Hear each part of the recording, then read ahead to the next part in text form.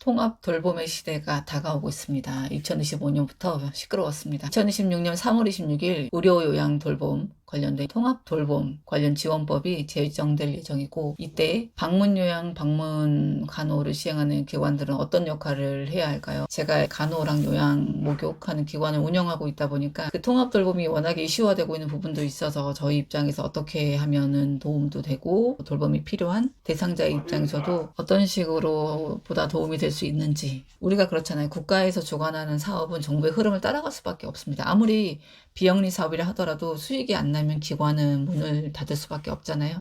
어떻게 준비를 해야 하고 어떤 활동을 해야 하는지를 알아보겠습니다.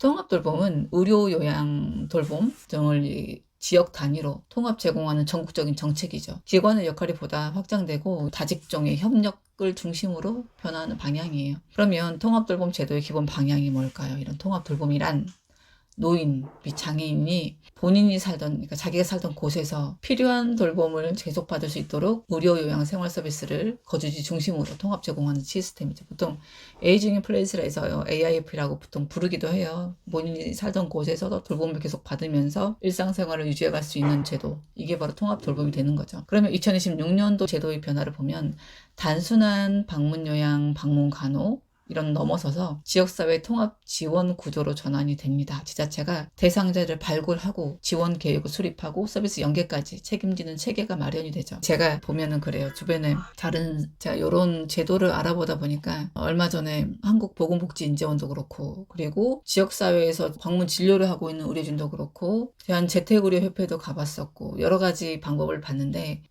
방문 간호가 어떤 걸 하고 있는지도 잘 모르고, 방문 요양에서 어떤 정도의 돌봄을 제공하고 있는지 잘 모르는 분들이 많아요. 그래서 우리의 이런 역할을 알리는 것도 필요하다고 생각을 합니다. 각자의 건강보험공단에서는 이런 제도에 대해서 알고 있고, 또 지자체에서는 지자체만의 그런 방법을 알고 있지만 서로가 연계해서 하는 게 좀 부족한 것 같아요. 그리고 아무리 뭐라고 해도 제 입장에서 봤을 때는 그래요. 재택의료, 방문진료, 방문간호, 방문요양, 방문목욕, 일상생활 돌봄, 긴급돌봄 이런 것도 이걸 직접 시행하는 기관하고의 소통이 필요하다고 봐요. 사업을 주관하는 행정복지센터나 지자체 건강보험공단, 국민연금공단도 다 중요한데, 막상 현장에서 있는 돌봄을 제공하는 기관 입장에서 어떤 게 만족도가 높고 어떤 걸 주로 많이 선호하고 왜 이렇게 시행되지 않은지, 이런 것을 어르신과 가장 밀접하게 연관된 기관의 입장에서 소통하는 게 필요하다고 보기 때문에, 통합돌봄과 관련된 사업을 할 때 그 해당 사업을 시행하고 있는 기관장들하고도 당연히 얘기할 필요가 있다고 생각을 합니다. 여러 지역에서도 이미 선제적으로 시행을 해왔어요. 이 통합돌봄이라는 제도가 지금 이제 2026년 3월 26일 날 법으로 제정이 될 예정이지만 시범사업이 이전부터 있어 왔었죠. 그래서 광주 같은 경우에는 광주 다음 통합돌봄이라고 해서 여러 서비스를 통합적으로 제공하고 있는 제도예요. 총 7가지 제도로 해서 이제 운영을 하고 있었는데, 긴급돌봄 서비스 연결하고 청년이나 중장년 대상으로 일상돌봄 서비스가 대상이고요. 영유아 아동 대상 주요 서비스도 연결했었고, 노인 대상으로 노인 장기요양보험 제도, 우리 방문요양, 방문간호 이런 거죠. 이거랑 노인 맞춤돌봄 서비스, 일상생활 지원하는 거나 안전지원이 해당되는 거고요. 장애인 대상으로 장애인 활동 지원, 발달장애인 가족 휴식 지원, 발달장애인 방과후 활동 서비스도 있었고요. 그 외에 법적 기준으로 지원이 어려운 저소득 가구한테 현금성 생계를 지원하기도 했었고, 취약계층 가정 방문을 통해서 가사감명 서비스를 지원했었습니다. 18세 이하 자녀를 둔 양육 중인 한부모 가족에게 가사 서비스를 지원하기도 했어요. 여러 제도가 이용이 됐었죠. 광주 같은 경우에는 기존의 이런 돌봄 서비스를 서로 촘촘하게 연계하는 걸로 해서 광주다운 통합돌봄을 이용했었는데, 이런 제도가 이제 어떤 분들한테 주로 대상이 되냐면, 돌봄이 필요하지만 기존 서비스를 받지 못하는 분들로서 혼자 거동이 어렵거나 독립적인 일상생활을 수행하기 어려운 분, 이제 그러면서 돌볼 수 있는 가족이 없거나 있어도 돌볼 수 없으면서 기존 돌봄 서비스를 이용할 수 없거나 이용 중 공백이 발생한 경우, 여러 가지가 있어요. 그 국가에서 하는 통합 돌봄이기 때문에 소득 수준을 반영을 해가지고 적용이 되는 건데, 중위소득 기준으로 90% 이하는 전액 지원을 하고 90% 초과되는 분들은 전액 본인 부담하는 걸로 해가지고 지원했었어요. 건강한 사람들은 체감을 못할 수가 있어요. 제가 보면 저희 어르신 중에서 65세가 안 된 파킨슨 대상자가 있어요. 근데 이런 분들이 노인 장기요양 등급을 어떻게 해서 신청을 해서 등급은 나왔어요. 그런데 장애인 쪽이 또 쉽지가 않더라고요. 저희가 어르신들한테 주로 연결하는 것 중에 하나가 응급안전 안심 서비스라고, 어르신 혼자만 계시거나 아니면은 몸이 불편한 노부부가 계시거나 이런 데게 119랑 자동 신고될 수 있도록 하고, 뭐 화재 감지하고, 입출입이 없는데 움직임이 감지되지 않거나 뭐 여러 가지 응급 상황에서 대비할 수 있는 이런 제도가 있는데, 이것도 아까 말씀드린 65세가 안 된 혼자 거주한 파킨슨 대상자분한테 연결하려고 했더니 나이가 65세 미만이기 때문에 안 된다라고 하더라고요. 그래서 이런 틈새에서 공백이 생기는 분들이 있어요. 근데 이분이 장기요양 3등급 어르신이거든요. 그러면 당연히 이제 거동이 많이 어려워요. 혼자서 살고 이런 분들이니까 오히려 거동이 된 좀 65세 넘는 어르신들보다 더 어려운 상황인데 돌봄이 이제 안 되는 분들이 있어요. 지자체에서는 이런 경우를 모르잖아요. 이런 분들이 있다는 것을 기관에서는 알고 있고, 이런 경우에도 필요하다라고 케이스에 대해서 알려줄 수 있는 데가 바로 현장에서 어르신하고 접촉을 하고 있는 기관인 것 같으니까 기관하고의 연계가 당연히 필요하다 라고 판단하고 있습니다. 요거 말고도 의정부시에서도 통합지원 체계를 구축하는 게 있었어요. 통합 돌봄이 의료랑 연결되는 경우가 많아요. 그래서 의정부 경우에는 지역에 있는 병의원하고 공공기관이 협력하는 체계를 구축을 했었어요. 이런 공공하고 민간 협력 네트워크를 구축을 해가지고 방문간호 요양이 지역 의료 지원하고 자연스럽게 연결되도록 할 수 있는 방법도 괜찮겠다는 생각도 들었습니다. 그러면 센터 차원에서 어떤 식으로 참여를 할 수 있을까? 물론 우리 센터로 넘어오지 않을 수도 있어요. 왜냐하면 통합돌봄 관련된 법은 보건복지부에서 지정을 하는 거고, 통합돌봄을 시행하는 주체가 각 지자체예요. 시군구의 지자체가 다 담당을 하고 있는데, 지자체에서 담당하는 거기 때문에 어떤 식으로 될지 지자체별로 차이가 좀 클 수 있다는 거죠.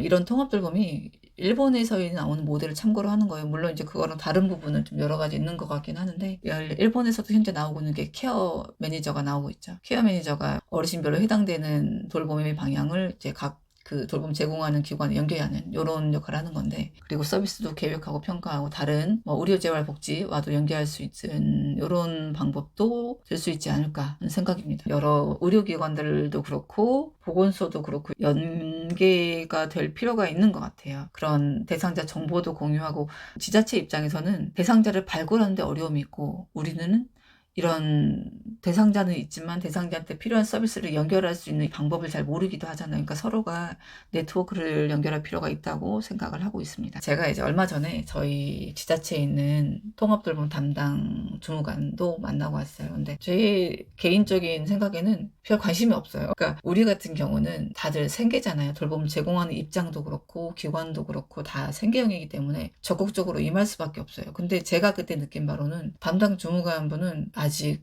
틀이 안 잡혀서 그럴 수도 있겠지만 무슨 말을 하든지 어떤지 전혀 관심이 없다는 생각이 많았어요. 그러니까 그런 게 아쉬운 부분이 있어요. 뭐 광주다움처럼 따라가든 뭐 부천처럼 따라가든 의정부처럼 따라가든 어느 지자체건 기존에 잘했다고 이름 나온 그런 지자체의 모델을 따라가고자 하는 게 있을 거예요. 근데 그럴 때 돌봄을 시행하는 기관들하고도 충분한 관계를 맺어두는 것도 필요하다고 보는데, 관심을 보이는 기관에는 당연히 더 네트워크를 가질 필요가 있지 않을까요? 관심이 없는 기관까지는 하라고는 얘기는 못하겠지만, 근데 약간 소극적인 모습이 있어서 아쉬움이 있었습니다. 이런 게 사회서비스원이건 협의체도 구성이 될 것 같은데, 그럴 때 관심 있어 하는 돌봄을 시행하는 간호사건, 요양보호사건, 활동지원사건 아니면 관련 기관이건 간에 충분한 이제 의견을 들을 수 있는 그런 자리가 마련이 되면 좋겠다라는 개인적인 생각이 들었습니다. 기관 입장에서는 정부 기관들하고 관계를 맺어둘 수밖에 없어요. 그리고 한국보건복지인재원에서 하는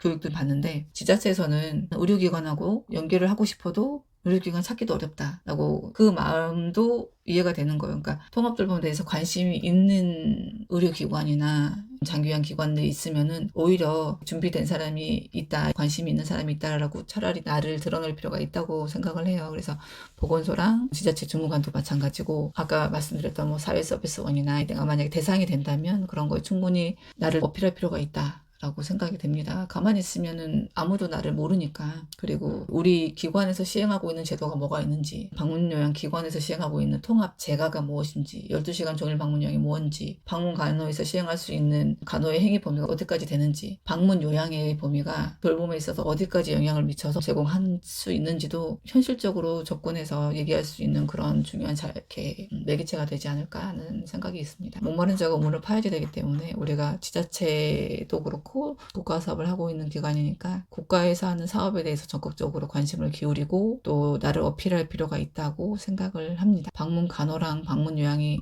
통합 돌봄에서 없을 수가 없다고 봐요. 그 역할이. 돌봄에 대해서도 반드시 필요한 게 요양이고 어르신이 중증도가 높아지면은 반드시 필요한 게 간호입니다. 재활하는 것도 그렇고 연화재활, 욕창, 비관 튜브 소변줄 교체하는 거, 당뇨 발관이라든지 사지 구축되기 때문에 혈액순환 촉진시킬 수 있는 여러 가지 방안 이런 거에 대해서 현재 제도상 할 수 있는 게 방문 간호라고 생각을 해요. 그리고 국가에서 전국에 뿌려진 통합돌봄 관련된 비용이 770억이라고 했는데 그걸로 전국에다 다 하기는 어려울 거예요. 그러면 현재 있는 제도를 활용하는 게 가장 나으니까 방문 간호도 그렇고 어르신이 못하는 부분에 대해서 돌봄을 제공하는 방문 요양도 필요하고요. 당연히 위생 관리는 중요합니다. 위생이 떨어지게 되면 건강이 무너지는 거기 때문에 몸 씻기랑 관련된 방문 목욕도 필요하고 여러 가지 제도에 대해서 어필을 하고 적극적으로 활용이 되었으면 싶은 바람입니다. 대본이 없이 하다 보니까 말이 좀 섞이긴 했는데 어쨌건 2026년도 통합돌봄에서 방문 간호랑 요양을 시행하고 있는 기관은 어떻게 해야 할지 생각해 보았습니다. 끝까지